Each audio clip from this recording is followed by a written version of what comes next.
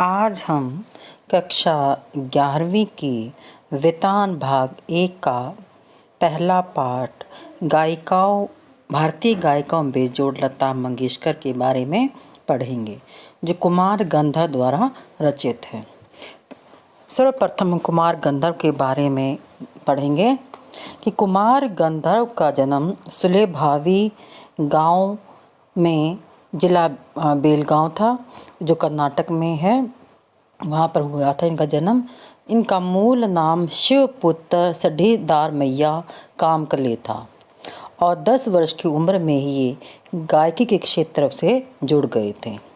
उनके संगीत की मुख्य विशेषता थी मालवा लोक धुनों और हिंदुस्तानी शास्त्रीय संगीत यानी क्लासिकल संगीत का सुंदर सामंजस्य है, जिसका अद्भुत नमूना कबीर के पदों का उनके द्वारा गायन है। लोक में रचे बसे लुप्त हो चुके पदों का संग्रह कर और उन्हें स्वरों में बांधकर कुमार गंधर्व ने इन्हें अंतर्राष्ट्रीय पहचान दी। इन्हें कालिदास सम्मान और पद्म विभूषण सहित बहुत से सम्मान से अलंकृत किया गया है। इस महान गायक का निधन सन 1942 में हुआ था। कुमार गंधर्व जो कि स्वयं शास्त्रीय संगीतकार रहे हैं, तो उनका गायन के क्षेत्र से विशेष जुड़ाव था। तो इसीलिए उन्होंने जब लता मंगेशकर की पहली बार आवाज़ सुनी तो वो सुनकर दंग रह जाते हैं। तो इसीलिए उन्होंने गायिकाओं में बेजोड़ लता मंगेशकर के ऊपर अपने विचार व्यक्त किए हैं। तो पहले थोड़ा लता मंगेशकर के बारे में भी मैं आपको थोड़ा सा बताऊंगी। लता मंगेशकर को संगीत की दुनिया में वह एक ऐसी आवाज़ है जिसे भारत में ही नहीं विश्व में भी उन्होंने अपनी अलग पहचान बनाई है और इन्होंने ही संगीत की कला को इतना ऊंचाइयों तक पहुंचाया है कि जिसे युवा वर्ग के पांव आज भी थिरकते हैं। इनका जन्म इंदौर में हुआ था और इनके पिता का नाम था दीनानाथ मंगेशकर। ये अपने परिवार में सबसे बड़ी थी और जब 12 वर्ष की आयु में इनके पिता का निधन हो गया था तो घर की जिम्मेवारी इन पर आन पड़ी थी। इन्होंने लगभग कई भाषाओं में 10,000 से अधिक गीत गाए हैं और इन्हें सूर्य सम्राज्ञी के नाम से जाना जाता है। अब हम पाठ में इन विस्तार से पढ़ेंगे। बरसों पहले की बात है, मैं बीमार था। उस बीमारी में एक दिन मैंने सहज रेडियो लगाया और अचानक एक अद्वितीय स्वर मेरे कानों में पड़ा। स्वर सुनते ही मैंने अनुभव किया कि यह स्वर कुछ विशेष है, रोज का नहीं। यह स्वर सीधे मेरे कलेजे से जा भिड़ा। मैं तो हैरान हो गया। मुझे समझ नहीं आ रहा था कि यह स्वर किसका है। मैं तन्मयता से सुनता ही रहा। गाना समाप्त होते ही गायिका का नाम घोषित किया गया, लता मंगेशकर। नाम सुनते ही मैं चकित रह गया। मन ही मन एक संगीत पाने का भी अनुभव हुआ। सुप्रसिद्ध गायक दीनानाथ मंगेशकर की अजब गायकी एक दूसरा स्वरूप लिए उन्हीं की बेटी को कोमल आवाज़ में सुनने का अनुभव हुआ। कुमार गंधर्व जो हैं जब बीमार हो जाते थे तो शहर से अपने गांव आ जाते थे, क्योंकि इनको तपेदिक अर्थात टीबी की बीमारी थी। इसीलिए ये जब इनकी बीमारी उभर आती थी तो ये अपने गांव में आ जाते हैं रेस्ट करने के लिए।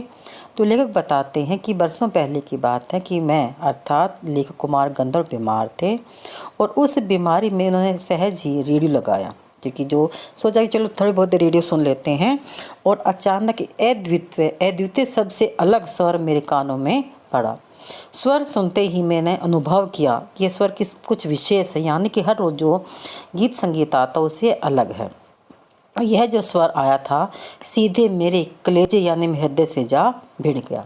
मैं तो हैरान हो गया और फिर मुझे समझ नहीं आ रहा थी कि स्वर किसका है, कि मैंने कई बार सोचा कि किसका हो सकता है, लेकिन मेरे को ये समझ नहीं आया कि स्वर ये जो कौन है जो गा रही हैं। और मैं पूरे तन और मन से उसको सुनता रहा। जैसे ही गाना समाप्त हुआ तो गायिका का नाम घोषित किया गया, यानी कि अनाउंस किया गया कि लता मंगेशकर।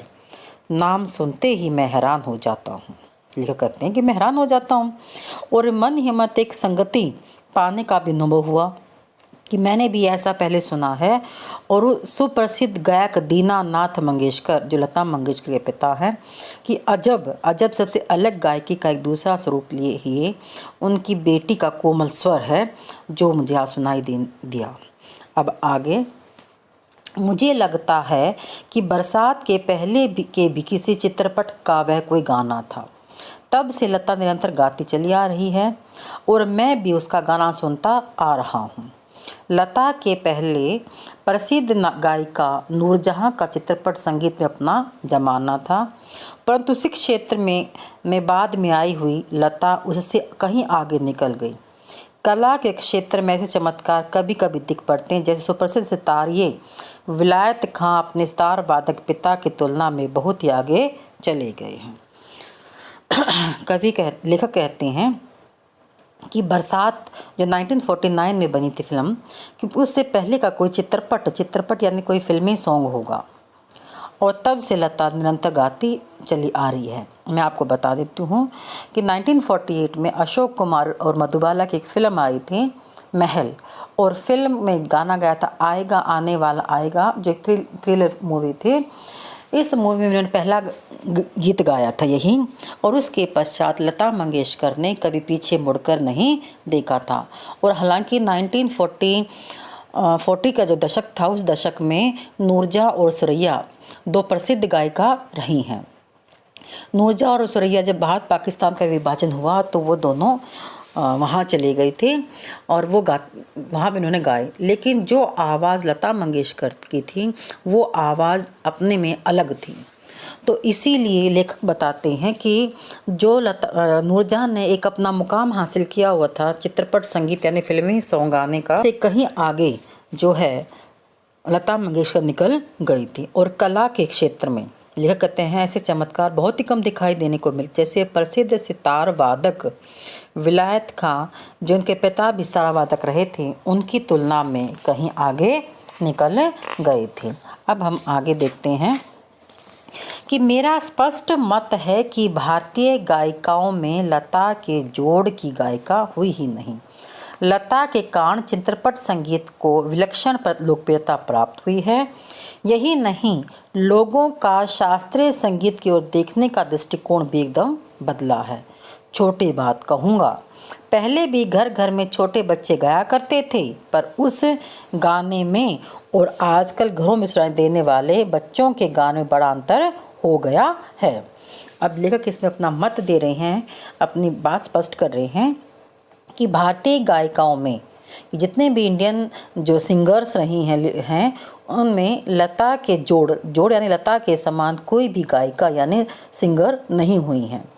लता के कारण चित्रपट संगीत यानी फिल्मी जो सॉन्ग है उसको एक अलग लोकप्रियता प्राप्त हुई है। और यही नहीं, लोगों का जो शास्त्रीय संगीत यानी क्लासिकल जो सॉन्ग है उसके देखने का दृष्टिकोण भी बिल्कुल बदल गया है।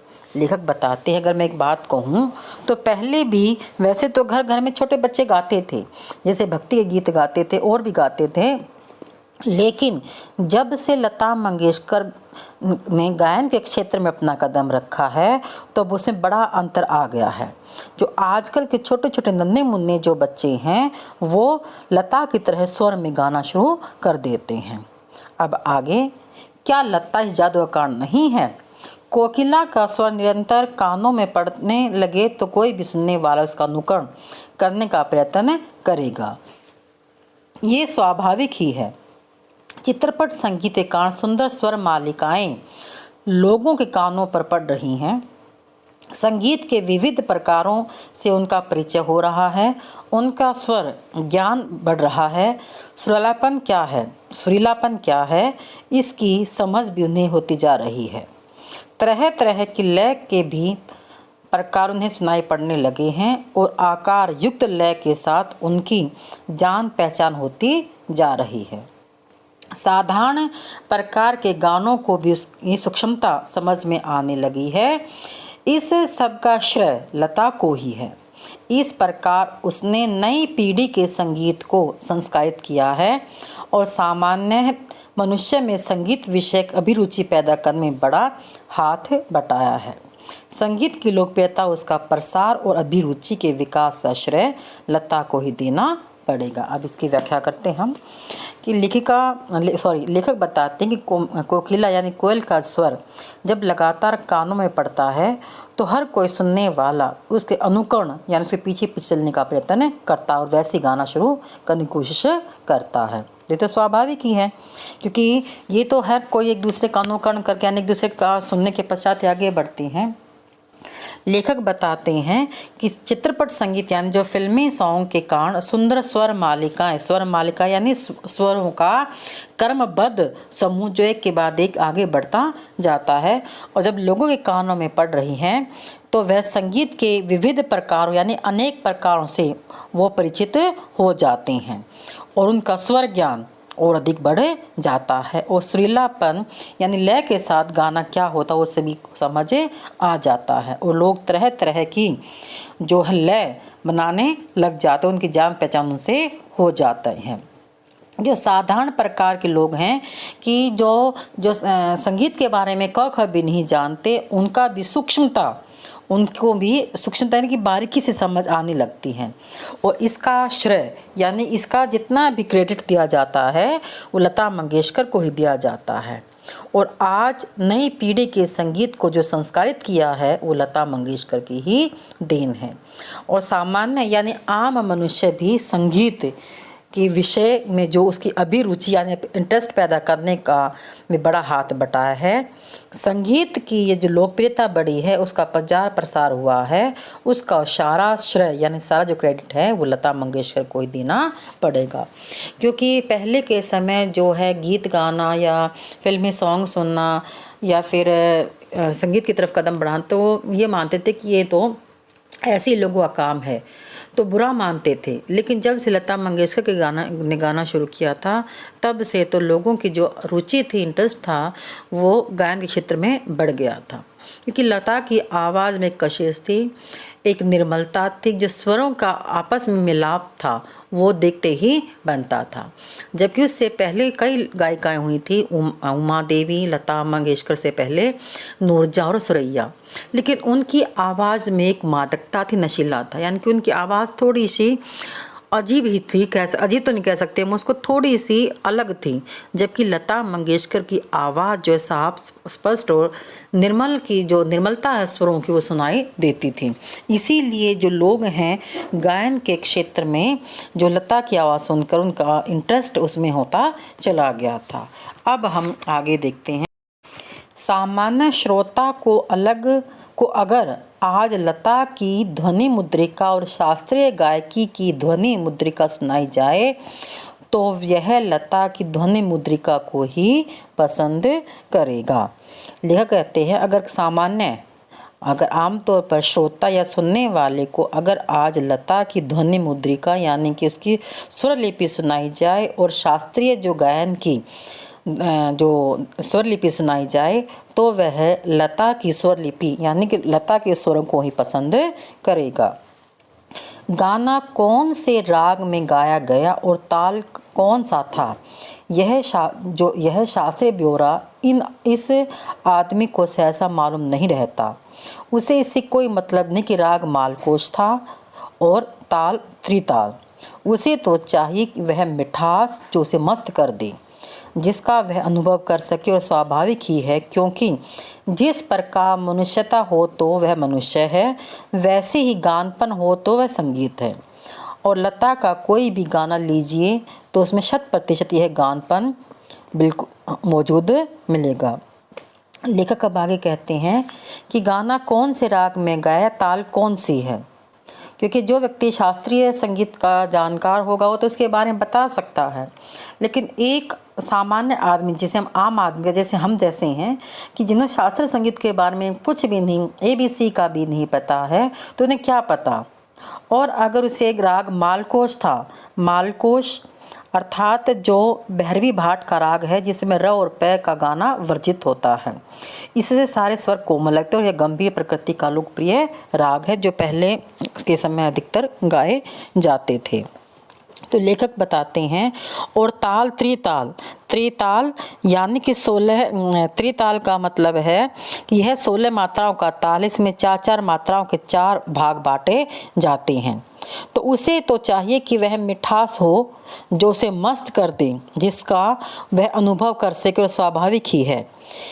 और क्योंकि जो मनुष्य होता है मनुष्यता है, मानवता तो होती ही है, वैसे ही गानपन में अर्थात गाने का ऐसा अंदाज जो एक आम आदमी को भाव विभोर कर दे। और लता की जो गानपन की विशेषता थी अर्थात जो गाने की शैली थी, वह गाने की शैली प्रत्येक व्यक्ति को भाव विभोर कर देती थी। अर्थात उसकी जो आवाज़ थी, जो कशिश थी, वह लोगों को आकर्षित करती थी। और तभी तो लता मंगेशकर के गाने व्यक्ति सुनकर जो चित्रपट संगीत फिल्मी संगीत की ओर उनका जो है रुझान बढ़ता चला गया था। अब आगे, लता की लोकप्रियता का मुख्य मर्म यह गानपन ही है। कहने का अर्थ लता की जो विशेषता है, गायन की विशेषता, पहली विशेषता है गानपन, अर्थात उनके गाने की जो शैली है वह लोगों को भाव विभोर कर देते और उसके गानों को सुनकर लोग झूमने लग जाते हैं। लता ने हर तरह के गाने गाए, मैंने आपको बताया था कि 10,000 के लगभग उन्होंने गाने गाए जो एक रिकॉर्ड है। तो हर तरह के उन्होंने हम कह सकते हैं सैड सॉन्ग भी गाए हैं, रोमांटिक सॉन्ग भी गाए हैं, भक्ति के गीत भी गाए हैं, करुणापरक सैड सॉन्ग होते करुणापरक गीत, और रोमांटिक यानी श्रृंगारपरक गीत भी उन्होंने गाए हैं, भक्ति गीत भी गाए हैं। तो ऐसे गाने उन्होंने जब गाए हैं तो लोग उनके गानों को सुनकर पूरी मस्ती से भाव विभोर होकर उस तन मन से उसमें खो जाता है। तो लता के गाने की एक और दूसरी विशेषता उनके स्वरों की निर्मलता, यानी कि जो स्वर हैं, जैसा उनका करैक्टर है साफ सुथरा उच्च व्यक्तित्व हम कह सकते हैं उनका, तो उनके स्वरों में भी वही निर्मलता है। उससे पहले की पार्श्व गायिका नूरजहां भी एक अच्छी गायिका थी। पार्श्व गायिका यानी प्लेबैक सिंगर नूरजहां भी थी, जो अपने ज़माने की एक अच्छी गायिका थी और इसमें कोई शक भी नहीं है। लेकिन उनके गान में एक मादक उत्तान दिखता था। मादक उत्तान का था, एक नशीलापन दिखाई देता था। तो उन्होंने भी गाने गाए हैं, लेकिन उनके जो गाने सुनते थे उसमें थोड़ा सा नशीलापन था। वो लोग सुन तो लेते थे लेकिन उनकी तन्मयता से नहीं सुन पाते थे। जबकि लता मंगेशकर के जो स्वर थे वो एक स्वर के बाद अलग अलग स्वर ऐसे सुनाई देने लगे थे कि जैसे हम माला में धागे में जब माला पिरोते हैं तो मोती पिरोते हैं, ठीक वैसे उनके स्वर भी अलग अलग सुनाई देते थे। तो लता की जो स्वरों में कोमलता और मुग्धता है, यानी मुग्धता यानी खुश करने की वो है स्थिति, तो ऐसा दिखता है कि लता का जीवन की ओर देखने का जो दृष्टिकोण है वही उसके गायन की निर्मलता में झलक रहा है।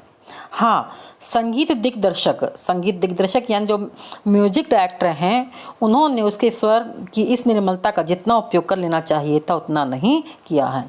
कि लता का जो गायन है उसे जो निर्मलता है, उनका देखने का जो अंदाज़ है लता मंगेशकर का, वो शायद जो म्यूज़िक डायरेक्टर उन्होंने ढंग से उनका उपयोग नहीं किया है जितना वो करना चाहते थे। तो हो सकता है कि लता उससे ही बढ़कर गायिका बन जाती है। अब लेखक कहते हैं अगर मैं स्वयं संगीत दिग्दर्शक होता, यानी मैं स्वयं म्यूज़िक डायरेक्टर होता, तो लता को बहुत जटिल यानी बहुत ही मुश्किल काम देता, ऐसा कहीं बिना राह नहीं जाता। तो इसमें लता मंगेशकर की 2 विशेषताएं बताई हैं, एक तो गानपन, दूसरी निर्मलता। अब तीसरी विशेषता क्या है, उनका नादमय उच्चार, यानी जो उच्चारण है उनका वो बिल्कुल अलग है। तो उसके गीत के किन्हीं 2 स्वरों का अंतर, स्वरों के आलाप जब गाती हैं वो बड़ी सुंदर रीति से भरा रहता है और ऐसा प्रतीत होता है कि वे दोनों शब्द विलीन होते होते एक दूसरे में मिल जाते हैं। यह बात पैदा करना बड़ा कठिन है, परंतु लता के साथ यह बात अत्यंत सहज और स्वाभाविक हो बैठी है।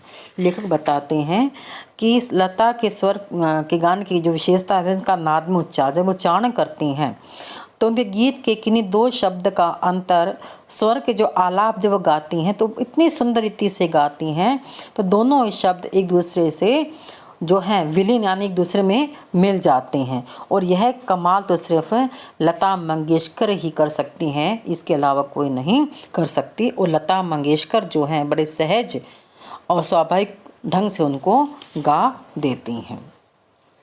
तो लता मंगेशकर के हम अगर कोई भी गाना सुनते हैं, मैंने आपको बताया था ना, जो पहली मूवी थी महल में उन्होंने गाया था, तो उसके पश्चात अगर देखा जाए तो वो मधुबाला थी। मधुबाला से लेकर वर्तमान काल में जितने भी नई नई अनेक गायिकाएँ अनेक हीरोइनें आई हैं जिनका उन्होंने प्लेबैक सिंगर दिया है। और हर किसी गाने में उनकी आवाज़ जो है ऐसी मधुर कर देने वाली है कि हर कोई इनकी आवाज़ की ओर खींचा चला जाता है। तो यूं ही लता मंगेशकर को विश्व में सुर साम्राज्ञी के नाम से नहीं जाना जाता, और भारत में ही नहीं बल्कि विदेश में भी लता मंगेशकर के बहुत सारे फैंस हैं। और उन्होंने लता मंगेशकर की जैसी गायिका वो स्वयं कहते हैं कि आज तक हमने नहीं देखी है।